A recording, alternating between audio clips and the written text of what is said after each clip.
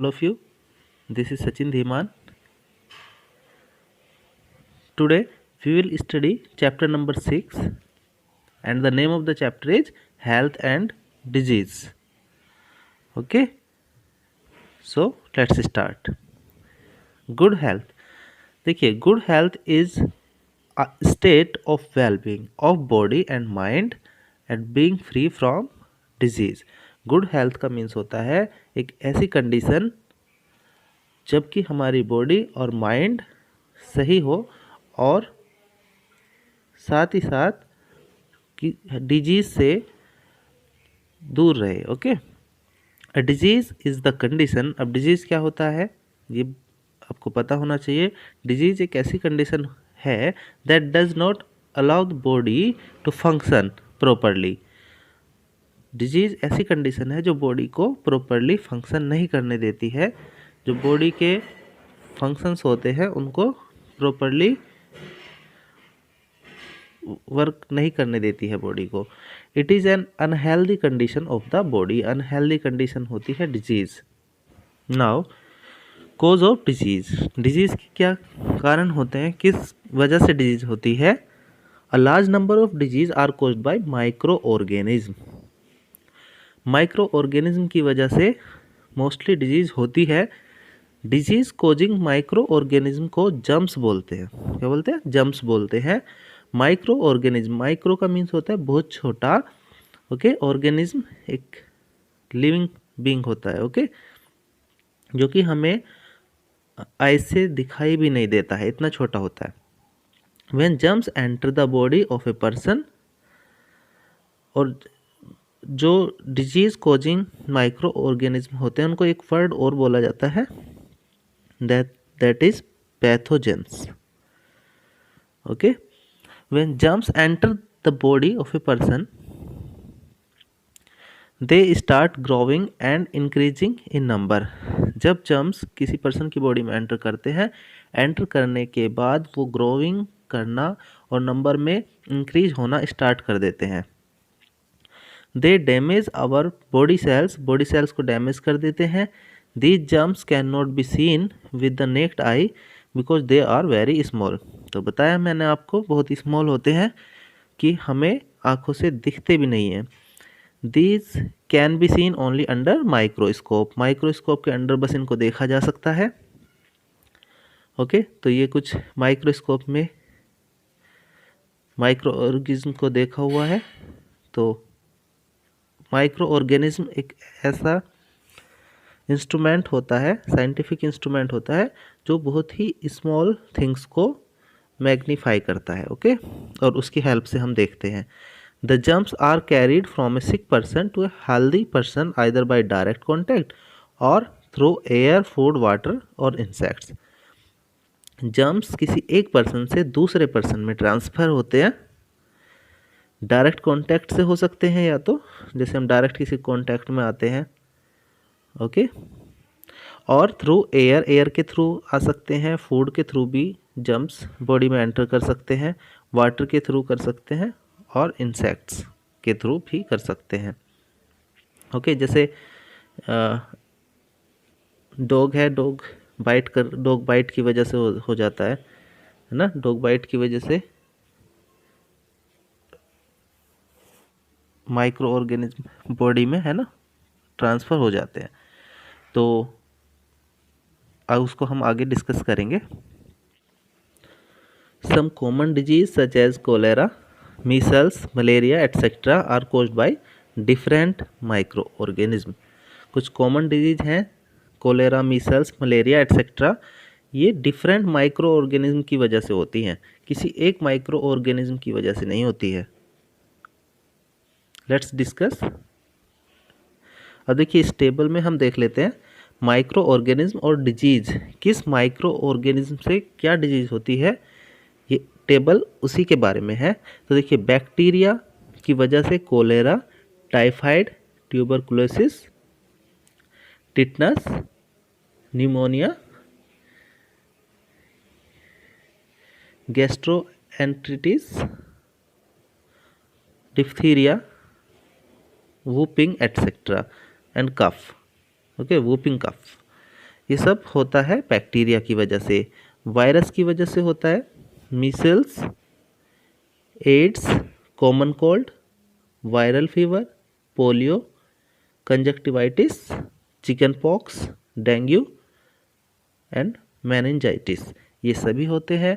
और एक वायरस से अभी एक न्यू डिजीज़ और हुई है जिसका नेम रखा गया है WHO के द्वारा कोविड-19। ओके, इसके बारे में सभी को पता है।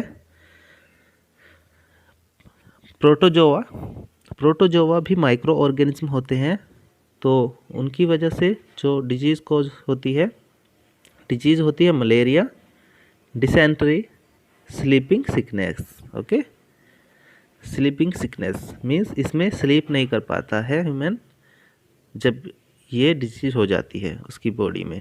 फंजाई, फंजाई में ringworm, food poisoning, athlete food, ये डिजीज़ होती हैं।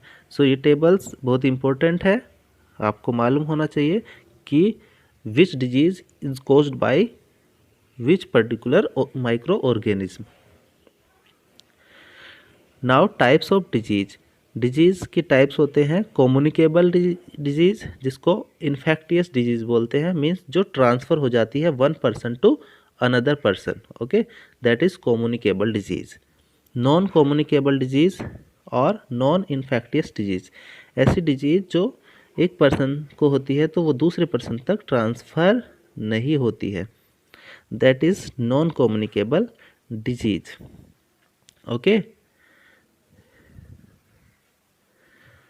चलिए अभी और डिस्कस करते हैं। कम्युनिकेबल डिजीज होती हैं, मैंने आपको बता दिया है, जो स्प्रेड नहीं होती हैं। Okay, one person to another person वो नहीं पहुंच पाती हैं। तो कम्युनिकेबल किस तरह से डिजीज़ किस तरह से स्प्रेड होती हैं? Through direct contact. एक तो डायरेक्ट कॉन्टैक्ट से होती है, जैसे सिक पर्सन है कोई और वो कॉमन थिंग को शेयर कर लेता है, जैसे क्लोथिंग, टॉवेल, हैंडकरचीफ एट्सेट्रा। इसमें डिजीज जो होती हैं, एग्जांपल है chicken pox, measles, mumps and ringworms, spread through direct contact. Direct contact की वजह से फैलती हैं ये disease. Now through air, air के थ्रू जो डिजीज़ स्प्रेड होती है, जैसे कोई पर्सन है that is suffering from a disease cough, sneeze और spits, the disease causing germs come out.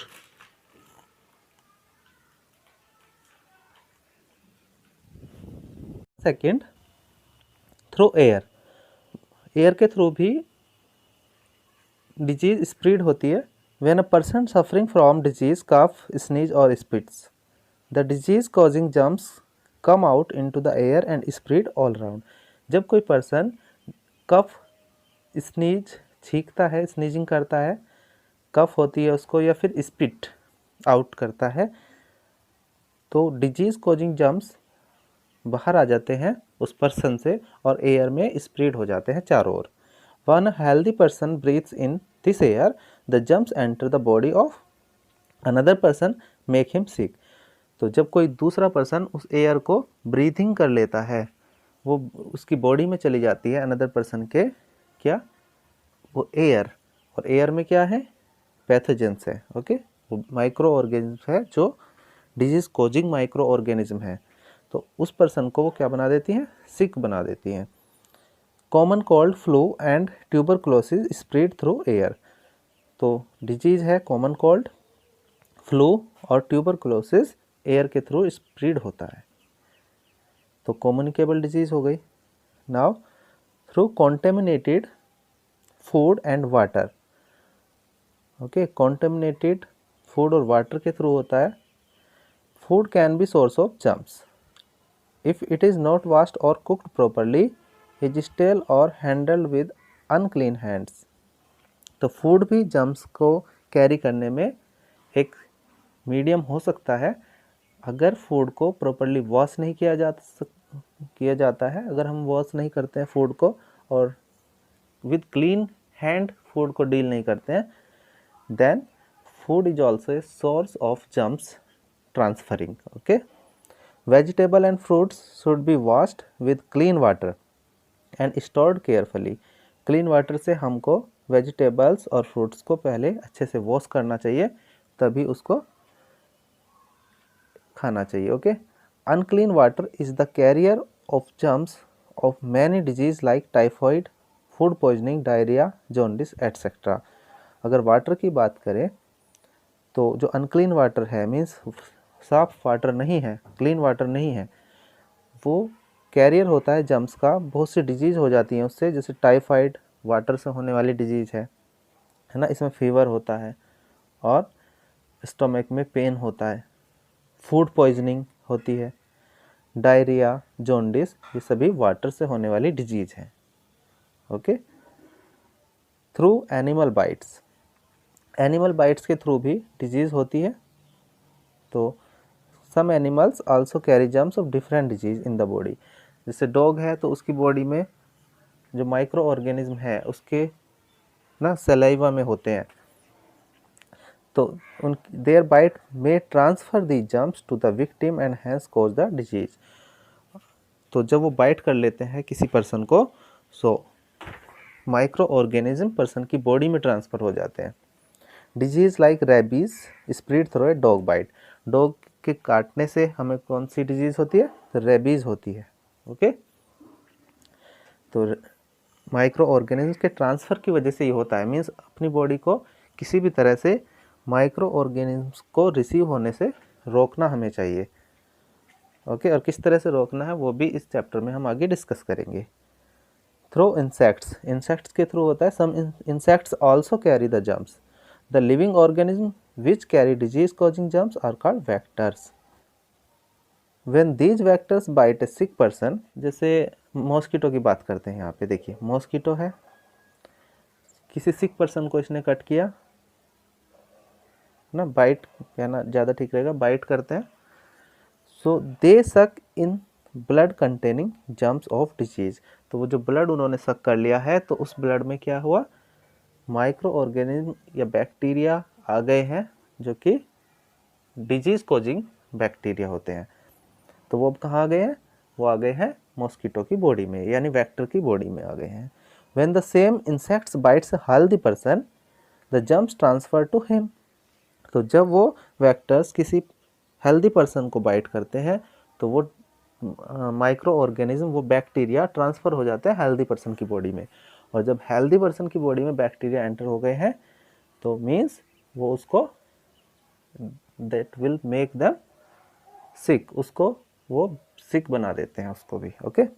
The common disease spread by insects bite are malaria, dengue etcetera.